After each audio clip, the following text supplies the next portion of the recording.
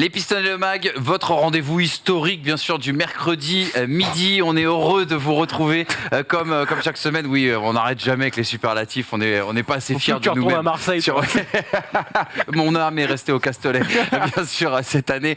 Une spéciale Max Verstappen aujourd'hui avec notre invité Thomas Volok, auteur de ce livre, je le rappelle, Max Verstappen, le sacre d'un champion, sorti aux éditions City. Thomas, ravi de t'accueillir sur ce plateau. Bouquin qui est sorti il y a quelques mois maintenant. On attendait une grosse actualité. On savait qu'elle allait arriver dans cette année 2022 pour t'inviter. Merci d'être venu déjà, Thomas. Raconte-nous un petit peu comment est née l'idée de ce bouquin déjà. Coécrit avec Daniel Ortelli, il faut le dire. Déjà, je vous remercie déjà à vous trois. C'est très gentil pour l'invitation. Avec Daniel, on a travaillé de concert pour ce livre-là. On a travaillé ensemble. On a voulu vraiment faire un livre. C'était une commande de City Edition à la base. Puis il m'a appelé, il m'a dit je dois faire une biographie Verstappen, est-ce que tu veux la faire avec moi? J'ai fait pas de problème, il m'a dit t'as un mois pour la faire. J'ai fait ok, super. Sympa les délais de Daniel. On y va. Non, bon, après c'était un petit peu plus long, mais bon, c'était vraiment un véritable plaisir de faire ça. On s'est concentré sur le personnage Verstappen, ce qui fait le sel, ce qui est bon, ce qui est moins bon. On n'a pas voulu faire un récit à jeu graphique, ça sert à rien. Parce que le personnage est tellement complexe et tellement intéressant qu'il y a des choses à dire sur lui. Donc voilà. Exactement, et on en apprend beaucoup. Moi, c'est vrai que en lisant ce bouquin, je me suis rendu compte, et on va y revenir tout au long de cette émission, parce que c'est aussi le but de cette émission, qu'on connaît certaines facettes de Max Verstappen, certaines, anecdotes qu'on répète comme ça à l'envi et qu'on lit un petit peu partout et qu'on entend un petit peu partout. On en apprend énormément, notamment sur sa jeunesse. Je sais que tu as écrit tout le pan, justement, sur la jeunesse et l'éclosion de Max Verstappen jusqu'à son arrivée en Formule 1. Daniel Ortelli, qui a coécrit ce bouquin avec toi, lui a vu Max Verstappen arriver en F1 à l'époque où il était notamment correspondant pour l'AFP. Et c'est vrai qu'on change un petit peu de regard sur Max Verstappen. Donc bravo déjà pour ce bouquin. Je vous conseille d'aller l'acheter, les amis. Et si vous ne pouvez pas aller l'acheter, sachez qu'on va vous en faire gagner un exemplaire, en tout cas dans les jours qui viennent. Il faudra rester connecté sur les réseaux des Pistonnés. Hamza Ramani, Brice Germain sont également avec nous. Salut les gars, ravi de vous retrouver encore une fois pour ce moment historique, ce rendez-vous historique du mercredi. Toujours un plaisir d'être présent pour un mercredi historique. Max Verstappen, ça va être le fil rouge, bien sûr, de cette édition de ce mag. C'est vrai que Max Verstappen, on n'en a pas tant parlé que ça, en définitive, en 2022, parce qu'il y avait tellement peu de choses à dire sur une domination qui a été écrasante qu'on a décidé aujourd'hui d'ouvrir ce grand débat. Et cette question, est-ce qu'on n'est pas rentré justement dans l'ère Verstappen, l'ère Max, si on pouvait se permettre, bien sûr, ce joli jeu de mots en référence à une très jolie paire de baskets. On va commencer, les gars, justement, avec le débat. Petit jingle et on en parle tout de suite.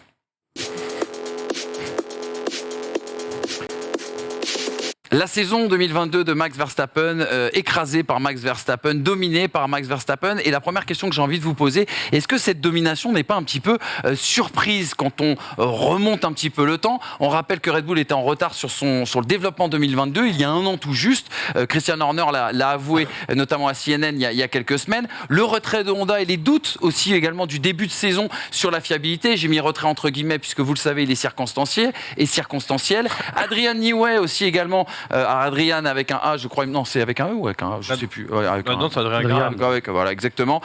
Qui a, lui, anticipé, bien sûr, le marsouinage. On vous en avait parlé, bien sûr, avec le F1 Whisperer. C'était un petit peu plus tôt dans la saison. Mercedes qui se trompe, Ferrari qui craque. C'est aussi, bien sûr, des conditions qui ont permis cette surprise Red Bull. Et puis, le spectre du dépassement budgétaire, le spectre, bien sûr, qui touche un petit peu quand même aujourd'hui de la légitimité du titre. En attendant, on en a parlé dans le débrief lundi, tous les éléments, bien sûr, de cette enquête. Et puis, qui l'eût cru, ces stats affolantes de Verstappen, il faut quand même les rappeler. Vous parlerez, vous, bien sûr, de l'impression, les gars. 13 victoires en 2022, dont 10 victoires sur les 12 derniers Grands Prix, 15 podiums en 19 courses, 2 abandons, un problème technique, une erreur stratégique de Red Bull aussi également en qualification, qui ont coûté sans doute des points à Max Verstappen. 45,5% des tours en tête sur cette saison. Et cette moyenne, regardez cette moyenne, 20,53 points pris en moyenne par course. C'est absolument énorme et extraordinaire.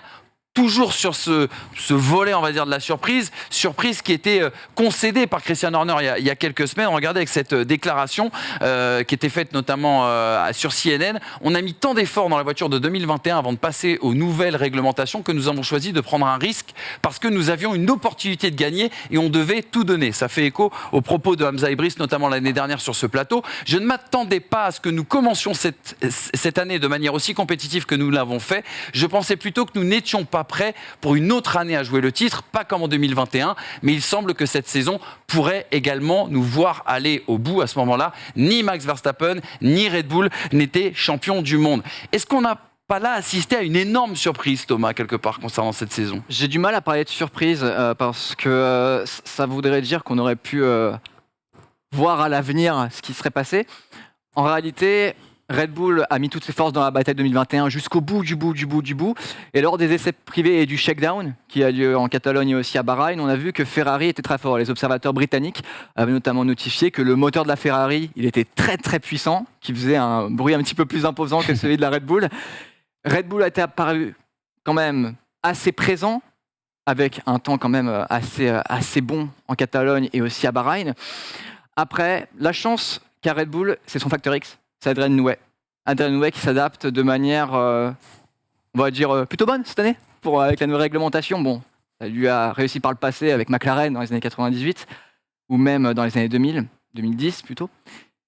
C'est vrai que quand on a ce genre de génie, on peut trouver un moyen d'explorer les failles du système du règlement. Et quand on a une nouvelle réglementation, sachant que lui, la planche à dessin, il la maîtrise et il est assez créatif, il y a vraiment de quoi faire et il y a vraiment de quoi penser que Red Bull avait déjà pensé que le marseillage, ils l'ont anticipé et ils ont vraiment pensé qu'il y avait quelque chose à jouer cette année.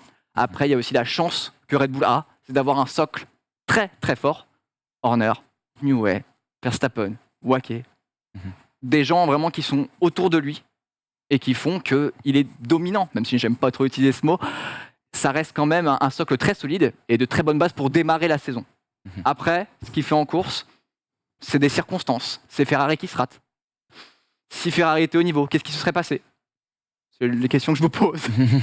Je pense que c'est des questions qu'on se pose tous, les gars. Est-ce qu'il n'y a pas un petit côté surprise quand même sur l'issue de cette saison 2022? En fait, il y a un côté surprise par rapport à la manière dont on nous a vendu la façon dont devait se dérouler la saison 2021. On nous a vendu le fait que toutes les écuries arrêteraient de développer très tôt pour se concentrer sur 2022.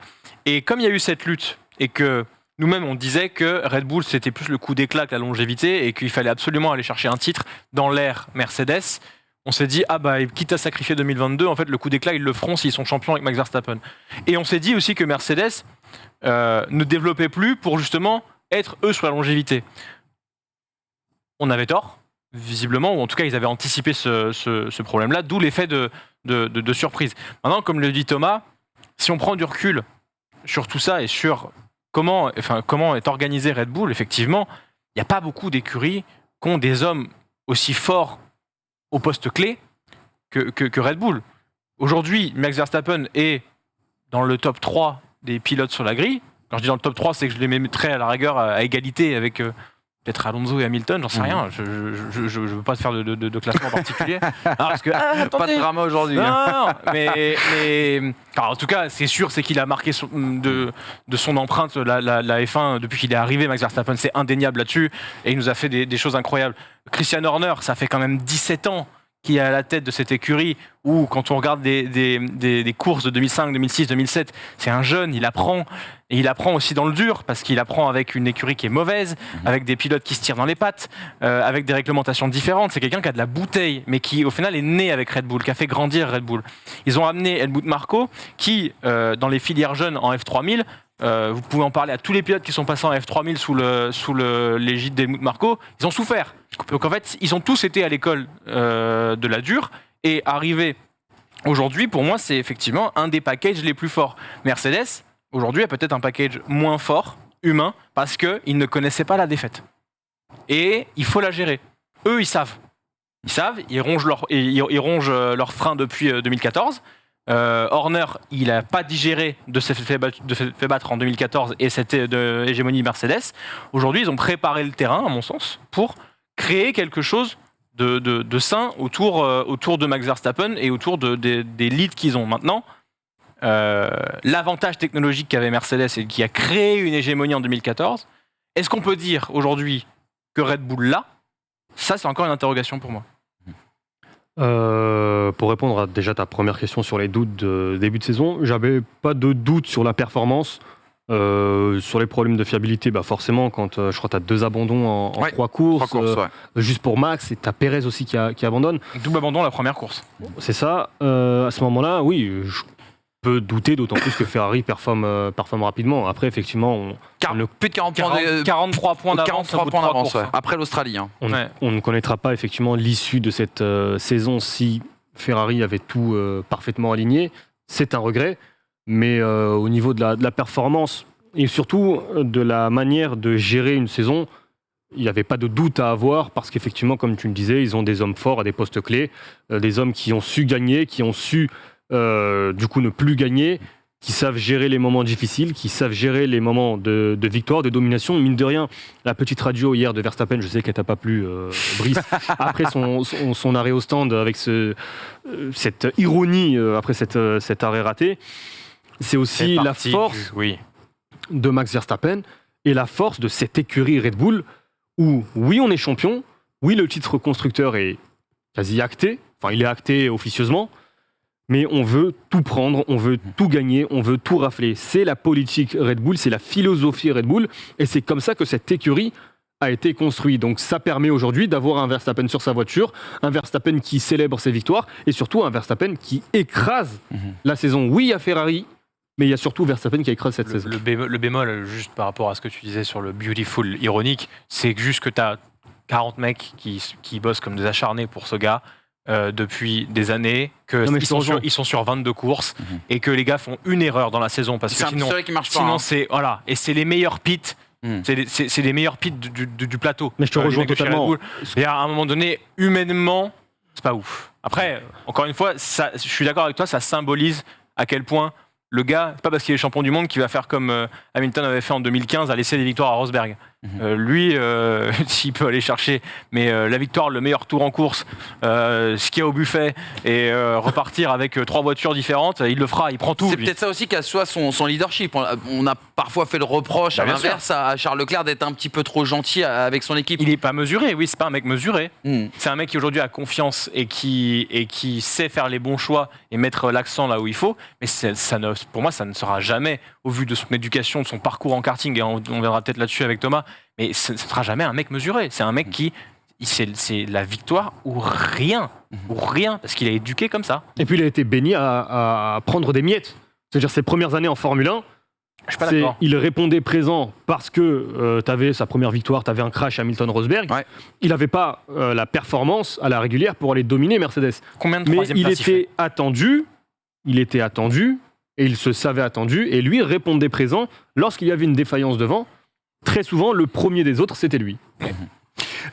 Parlons un petit peu, on a parlé de l'effet de surprise. Il y a quand même, je vous relance juste une dernière fois les gars là-dessus, mais il y a un an quand même, on vous aurait dit Max Verstappen va gagner 13 des 19 courses, va rentrer en moyenne 20 points par Grand Prix. Je suis pas sûr que sur ce plateau on aurait signé quand même des deux mains. Moi j'ai du mal à parler du concept de 20 points par Grand Prix parce que le barème au niveau des points fait que la performance est tronquée. Les 13 victoires sur les courses qu'il y a eu, le record de Schumacher qu'il y a eu ce week-end, j'ai aussi du mal parce que le calendrier est plus long. Après, c'est sûr qu'il fait une très bonne saison. Mais après, il faut aussi être mesuré sur les statistiques. Il peut y aller, hein, s'il gagne les 3 derniers Grands Prix, il est à égalité en termes de ratio avec Schumacher. Hein. Il met un petit peu au-dessus, je crois. Il sera à 16 victoires sur 22 courses. C'est autant que le 13 sur 17 de Schumacher en ratio. Parce que du coup, si on veut calculer comme ça, on calcule en ratio. Moi, excuse-moi de te couper, Brice. On est sur les stats et sur les ratios. Moi, plus que le nombre de victoires sur une saison qui montre certes une domination, mais sur cette saison, en l'occurrence, oui, il y a les victoires, mais comme je disais tout à l'heure, il y a aussi Ferrari. Moi, ce qui m'impressionne, ce sont ses performances en termes de ratio sous la pluie.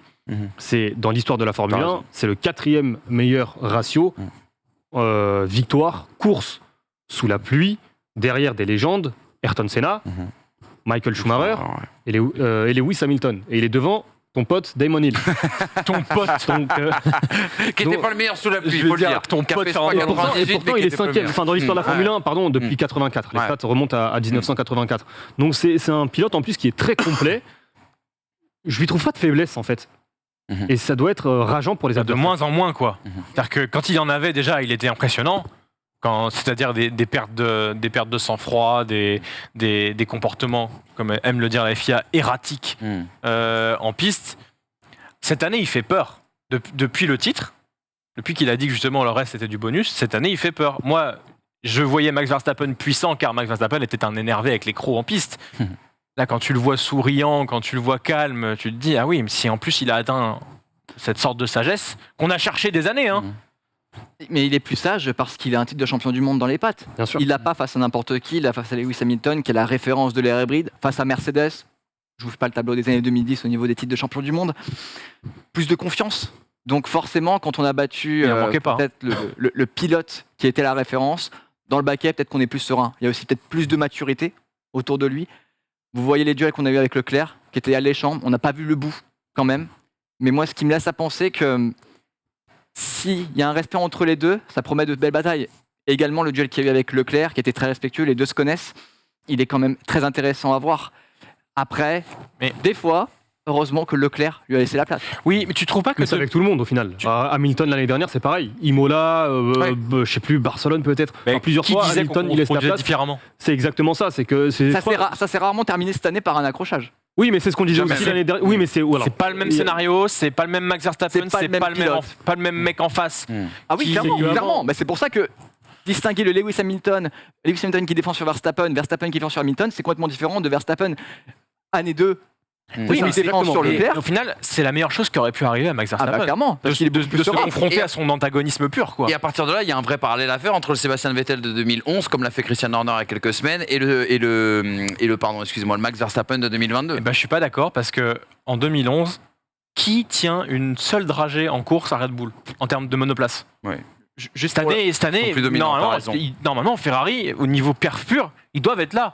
La performance, pour moi, elle est violente parce que en perf pur et en qualif, combien ils prennent de pôles? Comme tu disais en antenne, combien de pôles Sébastien Vettel en 2011? Eh bien en 2011, c'est 19 courses, 12 victoires, 18 pôles. 18 pôles en 18 19 courses. C'est énorme. 18 pôles. Non mais les gars, Tu vois la je- domination Ah, mais, pure. eh, J'avais zappé. c'est McLaren 88 avec Prost Senna Ouais, quoi. c'est exactement C'est ça. bonjour, Mais on avec arrive. Allez, on s'en va. Alors que Vettel cette année, ou, ils au Red prennent Bull 5 pôles. Red Bull. Ah, Red Bull, ok. Je crois que c'était Vettel au Ah début ouais. aussi. Ouais. Excusez-moi. Verstappen, là, on est à la 19e course. Ouais. Verstappen a pris 5 pôles. 5 pôles. Ouais. Donc, Après, Leclerc a un talent fou pour claquer les chronos. Bon. Ça sent le choumi. oui, c'est dommage, il n'y a pas de points. Ça sent le choumi. Ah oui, il n'y a pas de point. Sans la transformation Il est sur quoi? Il est sur Mais sinon, 16 pôles, 5 victoires. Les stats de Max, même avant la domination à Bien partir sûr, de 2020. c'était même un reproche qu'on lui faisait. C'était exactement, c'était une faiblesse Verstappen. Il ne signait pas l'épaule. Il y avait un déséquilibre complet entre son nombre de Mais- victoires, son nombre de podiums et son nombre de pole position qui première a tardé à décoller. Sa première pole vient en 2020. Je dis pas de- En Hongrie. Ça et arrive très et c'est tard, ouais. 4 ans après la première victoire. C'est quand même l'inverse normalement qui se produit, mais c'est juste que ce gars a quand même une chance de la course assez folle, qu'il est drivé par des gens qui ont une chance de la course assez folle et qui, encore une fois, comme tu l'as dit, dès qu'il y avait quelque chose à prendre, il est allé le prendre. Et l'exemple pur et dur, c'est sa première course chez Red Bull. Certes, les deux Mercedes sont pas là, elles s'accrochent, mais Mais il est là. on oublie quand même. Il y avait ton pote derrière qui n'a jamais osé tenter. Alors, déjà, il y avait mon pote, oui, d'accord, Kimi Raikkonen, Cet pour ceux qui découvriraient C'était tes l'émission. 43 ans le 17, on t'embrasse. Mais il y avait aussi Daniel Ricciardo, hein, Oui, surtout. qui s'est fait juste humilier sur cette course-là par son jeune coéquipier, dont c'est le premier Grand Prix, alors qu'avant c'était Daniel Kiat et qu'il y avait zéro débat. Là, il arrive. Il y a une certaine différence de stratégie aussi à ce moment-là entre Ricciardo et Verstappen sur ce Grand Prix-là, qui fait que Ricciardo plonge dans une mauvaise fenêtre. Mais en attendant, il a fait ce qu'on a vu de Max Verstappen jusqu'à 2021, c'est-à-dire prendre tout ce que Mercedes laissait.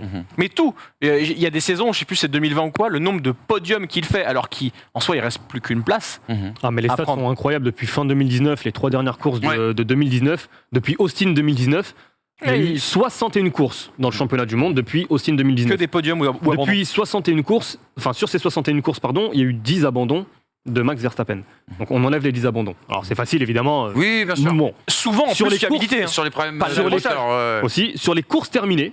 Donc sur les 51 courses terminées C'est podium. par ce garçon, 47 podiums. C'est énorme.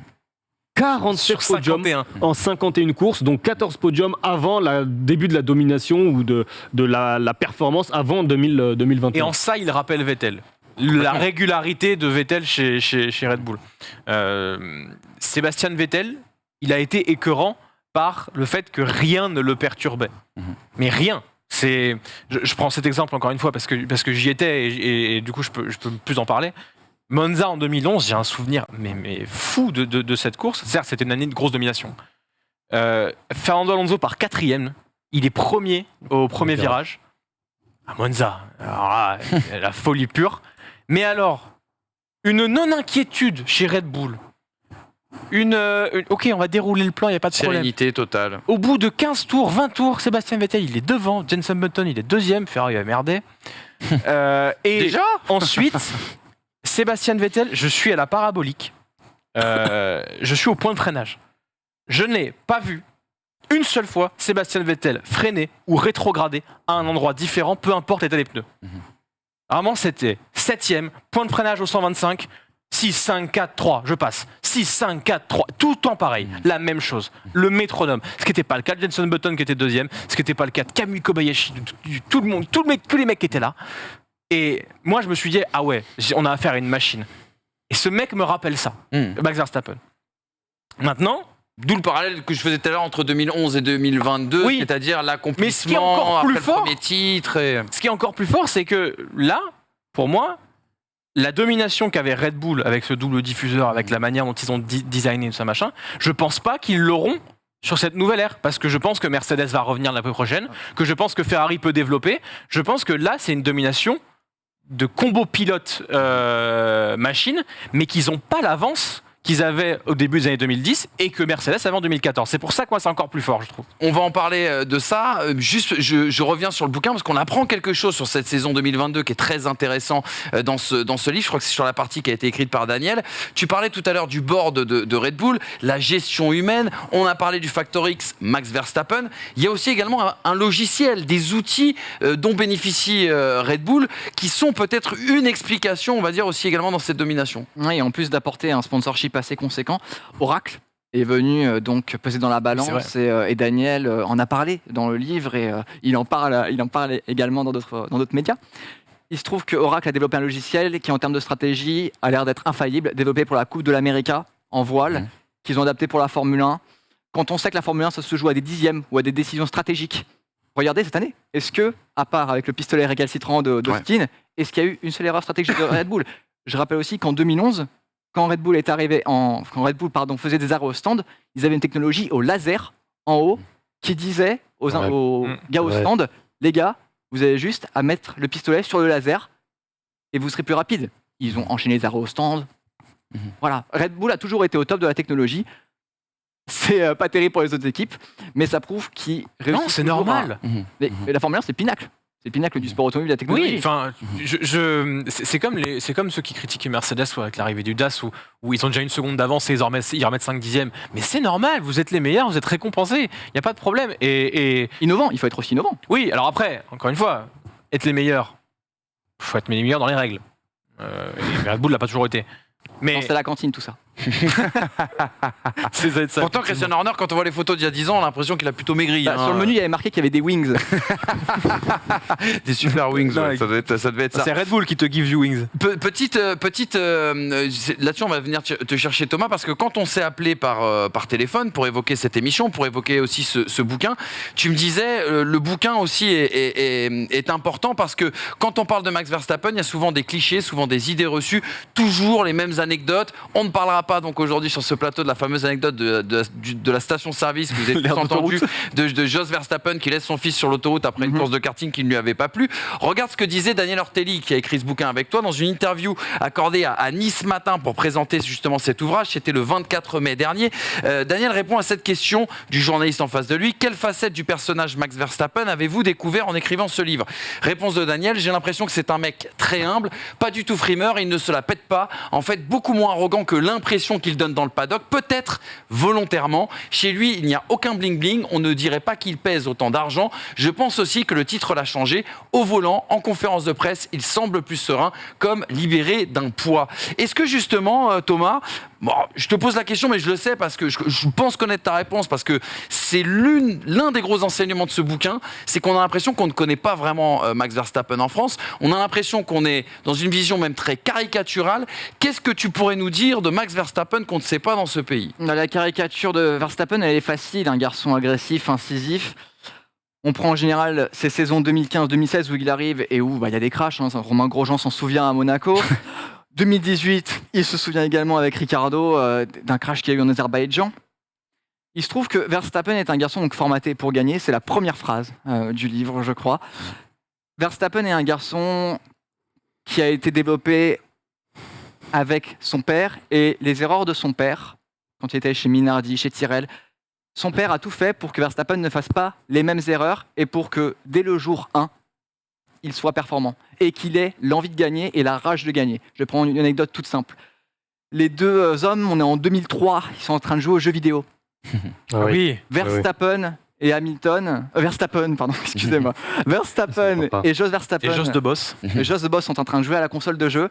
Jos Verstappen, il laisse son fils aller devant jusqu'au dernier tour, dernier virage, et il harponne Ouais, il le met dans le mur. Max Verstappen dans le mur. Verstappen, qui est encore un bambin, il jette sa manette et il pleure. L'histoire dit pas s'il n'a pas eu sa revanche. Mais ça prouve quand même que dès petit, il est obligé de performer. Et je pense qu'il a eu des grandes fragilités plus jeunes, mais que ces fragilités ont été compensées par un entourage, une maman dans le sport automobile qui a C'est vrai qu'on n'en toujours parle été pas assez présente. de la maman, et on voit qu'elle a un rôle central, on va dire, dans la vie Elle de a Max piloté Verstappen. face à Jenson Button et face à Fisichella dans les années 90. Elle a quand même un sacré background et aussi, avant chaque course, elle allume une petite bougie pour supporter son fils. Ce qui est quand même assez fort. Il a toujours su, Verstappen, se remodeler autour d'un socle commun. Et ce que j'ai appris dans le livre, du moins en l'écrivant, c'est que la caricature, elle est très facile de Verstappen. Mais on a aussi un garçon fragilisé par des saisons très compliquées quand il était plus jeune, qui reste humain, qui est évidemment libéré d'un poids, comme l'a si bien dit Daniel dans le livre, dans les entrevues. Donc, franchement, il n'est pas inarrêtable, mais il faut aller le chercher. Et ce poids, justement, dont il est libéré, il y a une anecdote que tu racontes très bien dans le début du livre, où tu expliques que Max Verstappen, par exemple, il préférait aller jouer au foot avec ses copains, et Jos vient systématiquement le chercher, le force, quelque part, à aller rouler, etc., etc. Est-ce que le poids, c'était quoi? Le poids de son rêve à lui, le poids du rêve de son père, de la pression familiale mise sur son destin? C'est un peu compliqué au niveau des parents, je pense, quand ils font un sport, parce que beaucoup projettent la réalité de ce qu'ils ont voulu faire sur leur progéniture. Verstappen, il y a une anecdote que j'aime beaucoup, c'est quand ils sont donc en Belgique et il pleut, et Verstappen dit à son fils, on va sur la piste. Verstappen, donc, il reste dans le van, et Jos, il fait, bon allez, va sur la piste. Il pleut, des gouttes d'eau. Verstappen tourne 3-4 tours. Et son père lui dit, bon allez, va te réchauffer dans le camion. 5 minutes plus tard, Jos Verstappen va le voir, et il dit, tu vas continuer à aller tourner. Papa, j'ai froid. Je m'en fous, prends la piste. Et vous vous demandez pourquoi Verstappen est très bon sur la piste quand il pleut. Vous avez la réponse. Exactement. Les gars, est-ce que justement on n'a pas tendance, en tout cas en France, à quelque part caricaturer un petit peu trop le personnage de Max Verstappen? Est-ce qu'on passe pas à côté justement véritablement de l'homme? Je sais pas, Thomas, tu veux rajouter quelque chose? Je rajouterai quelque chose, c'est que la caricature, elle est aussi du fait qu'il a mis du temps à être champion du monde. Il a mis du temps, il a mis 6 ans. Hakkinen, c'était 7 ans. Celui qui a mis le plus de temps, c'est Nigel Mansell, 13 ans. En 2018-2019, je me souviens qu'on disait, est-ce que Max Verstappen, c'est pas du gâchis? Parce qu'il avait une voiture qui était relativement performante, pas au niveau des ogres Mercedes, mais il arrivait dans une jeunesse où il était propulsé dans un baquet de la Formule 1 et où on attendait à ce qu'il gagne. Mais il n'a pas gagné tout de suite, il a attendu. Je pense que quand on parlait de Verstappen avant, on se disait, ouais, bon, c'est un bon pilote, mais il n'est pas champion. Et c'est quoi le maître étalon pour mesurer le talent d'un pilote? Le championnat du monde. Je pense que tu te demandais si on avait la bonne image de Max Verstappen. Non. Ça, c'est quasiment sûr qu'on n'a pas la bonne image. Parce qu'effectivement, de toutes les personnes avec qui on a pu parler, qui ont côtoyé Max Verstappen, tout le monde dit que c'est un mec charmant et chaleureux. Ouais, tu peux. On connaît des gens qui sont partis en soirée avec Max Verstappen. Voilà. C'est vrai. On a cette chance-là. Donc non, enfin, en fait, je pense qu'on n'a pas la bonne image. Après, je vais pas faire un mea culpa de est-ce que nous on a bien réfléchi ou pas. C'est l'image qu'il a bien voulu nous donner aussi. Et ça, je pense que c'est dû à plusieurs choses. Un, il est fils d'eux. Et quand t'es fils d'eux, eh ben, si tu veux t'imposer, t'as quand même pas trop le choix que de te démarquer ou en tout cas que de imposer une personnalité. Nelsinho Piquet n'a jamais existé en termes de personnalité. Mick Schumacher n'existe pas non plus vraiment. Sauf dans le mur à Singapour. Excuse-moi, mais. Excuse-moi, tu me laisses terminer? Non, mais Piquet, c'est champion du Non, tu me monde. laisses pas terminer. Schumacher, c'est champion du monde. Verstappen, c'est dans l'histoire de la F1, c'est 2 podiums. Mais justement, de base, il arrive avec cette image de fils de fils de mec en plus raté. C'est-à-dire que le mec qui va propulser son fils et qui va projeter sa carrière dans son gamin. Et en plus, Joss a cette image longtemps.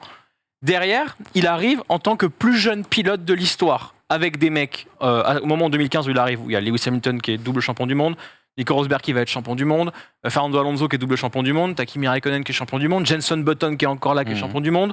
Le paddock, en 2015, il y a certes des gens qui sont moins bons que ça, et lui, il arrive, c'est un peu salut, c'est moi, je prends une Toro Rosso. Enfin, voilà, il a cette image. Il a même pas fait de F2.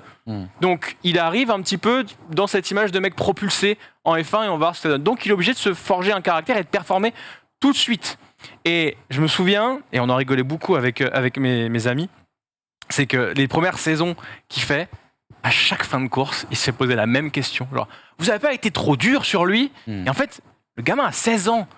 Et il dit, non, j'ai piloté dur, mais j'étais juste. Et en fait, il a amené ce caractère de mec de 30 ans, et il a essayé de le montrer pour se faire respecter. Alors que parfois, certaines manœuvres n'étaient pas respectables. Et ça, pour le coup, c'est ce qui a certainement construit le fait qu'il ne s'est pas laissé détruire par la facilité des commentaires qu'il y avait autour de lui. Parce que c'était très simple de le taper.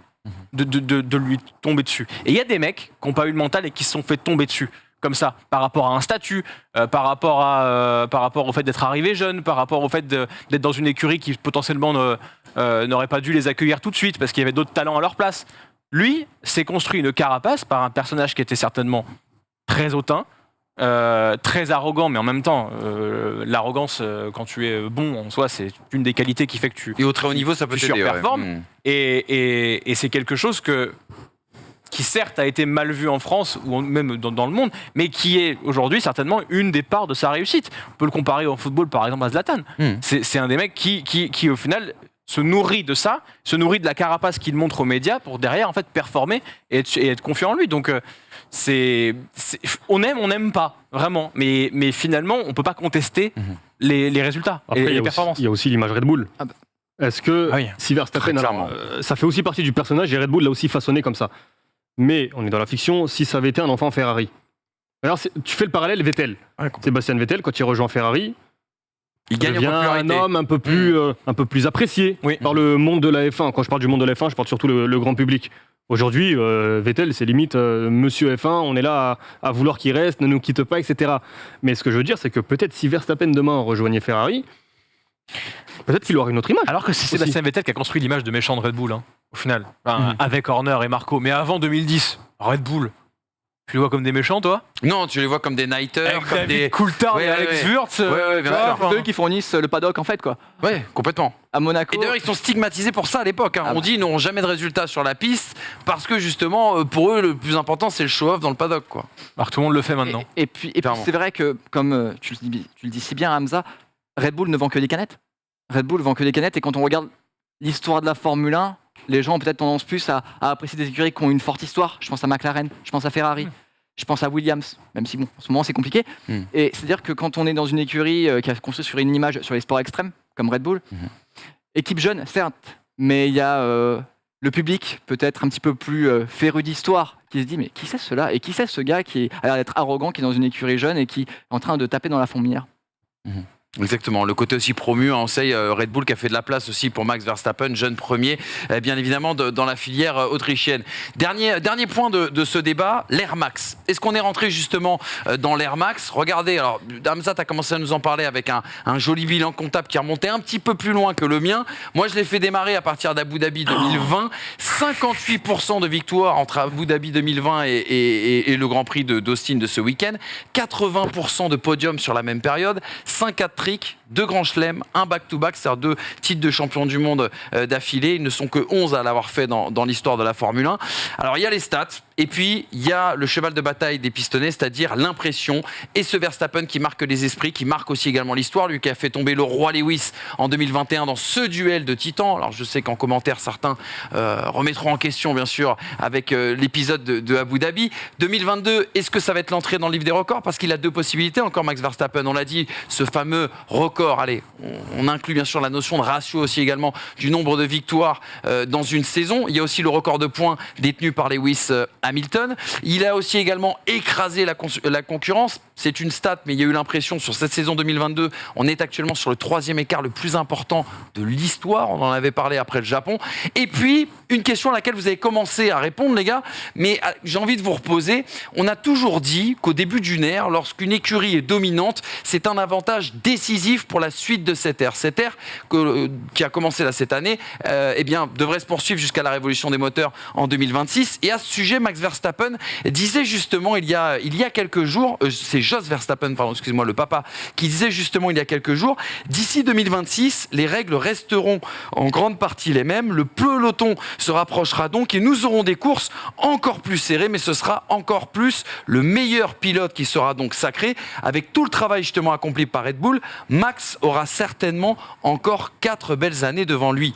Est-ce que ça y est, on peut le dire, le chapitre de la domination Max Verstappen, de l'ère, de l'hégémonie Max Verstappen, est-ce que ce chapitre a commencé ou non? Tu as envie d'être prudent, toi, justement, de ton côté, Thomas? Autant je veux la prudence, parce qu'on n'est qu'à une année de la nouvelle réglementation. Je pense qu'il faut aussi être prudent. Il faut aussi savoir que Ferrari, cette année, n'a pas forcément bien performé. Ils ont aussi des pilotes très rapides.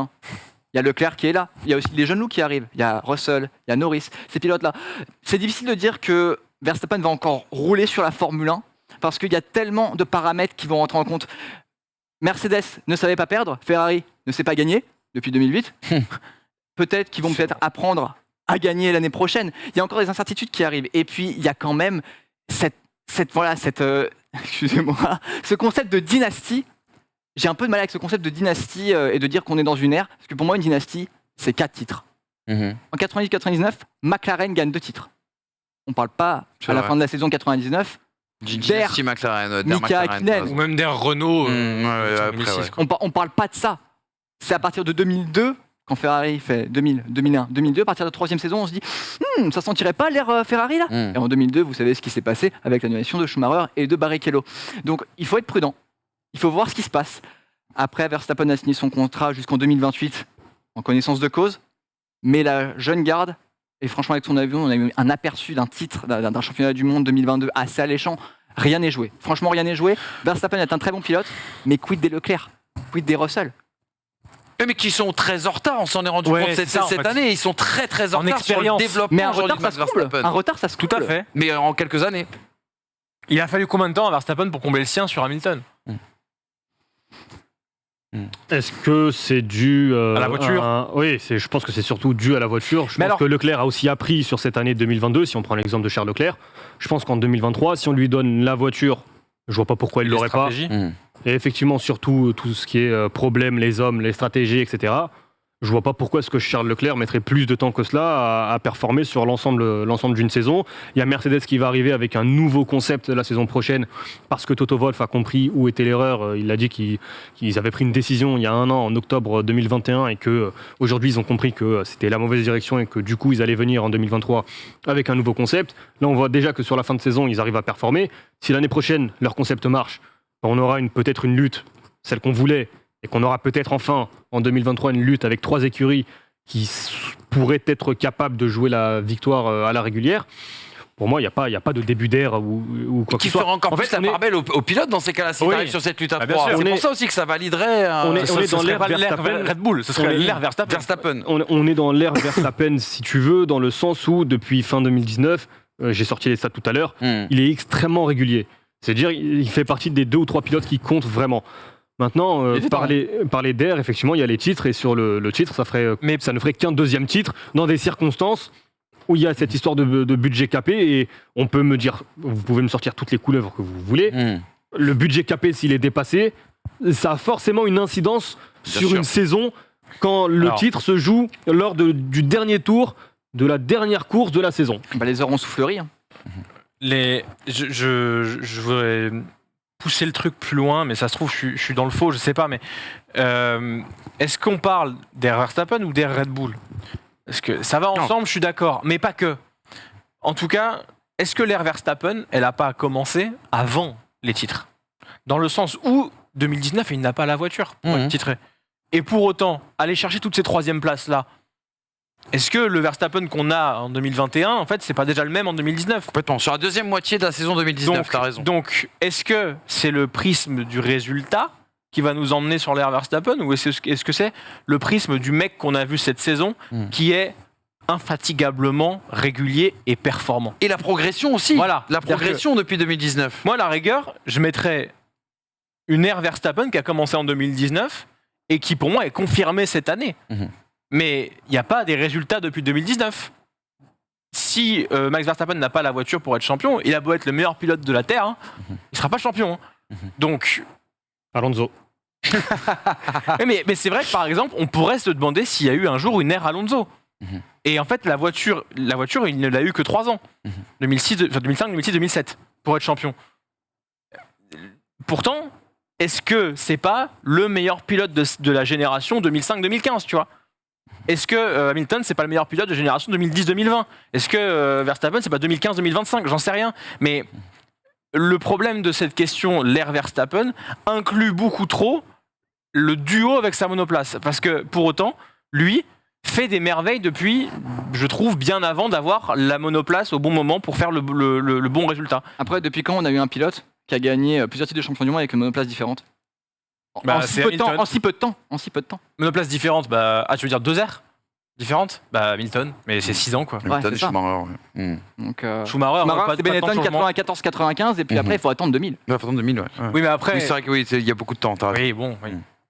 C'est vrai. En tout cas, voilà pour ce débat. Est-on rentré dans l'ère Max Verstappen? N'hésitez pas à commenter cette vidéo, à mettre un petit pouce levé aussi également si vous avez envie de donner de la force à First Team Sport et au pistonné. Et puis, on échange bien évidemment sur tout ça. Et puis, je rappelle surtout ce bouquin qu'on vous fait gagner dans les jours qui viennent sur les réseaux sociaux. Restez connectés sur les réseaux des pistonnés. Max Verstappen, le sacre d'un champion, aux éditions City. Thomas, merci beaucoup d'être venu nous le présenter. Juste pour se quitter, l'anecdote que tu préfères dans ce livre? Il y en a tellement. Il y en a tellement. Franchement. Attends, vas-y. Bah, j'en ai une, c'est quand il y a son coéquipier, je crois que c'est Gviat, qui est donc en zone mixte. Et coéquipier dont il est le beau-père désormais de ses enfants. Disons que Verstappen est très fort. Il a piqué son baquet, sa copine et son enfant. Pénélope l'appelle papa quand même. Hein. En zone mixte, je crois qu'il a un Gviat mais complètement déboussolé. Ce que va faire Verstappen, il va aller le voir et il va lui dire t'inquiète pas, ça va aller pour la suite. On est là. Dans le contexte, c'est pas mal. Le culot. Je crois que c'est Viat ou je crois que c'est un autre pilote d'ailleurs. Mais en tout cas, c'est vraiment cette facette de l'être humain. Mais encore une fois, les caméras sont off et c'est Horner qui le déclare à l'agence France Presse à ce moment-là. Donc vraiment, voilà, ça montre que, outre le champion caractériel, agressif, incisif, on a aussi quelqu'un d'humain, même si l'humain, c'est pas forcément ce qui a caractérisé à la radio.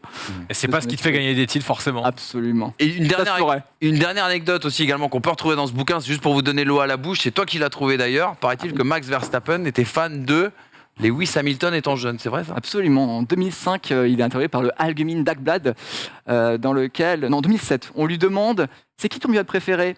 Et il sort Lewis Hamilton, mais il n'aurait jamais dû se mettre dans le gravier à Shanghai. Voilà. J'en ai une petite pique quand même. Il y en a d'autres. Je vais devenir fan de Verstappen si ça continue. Ouais.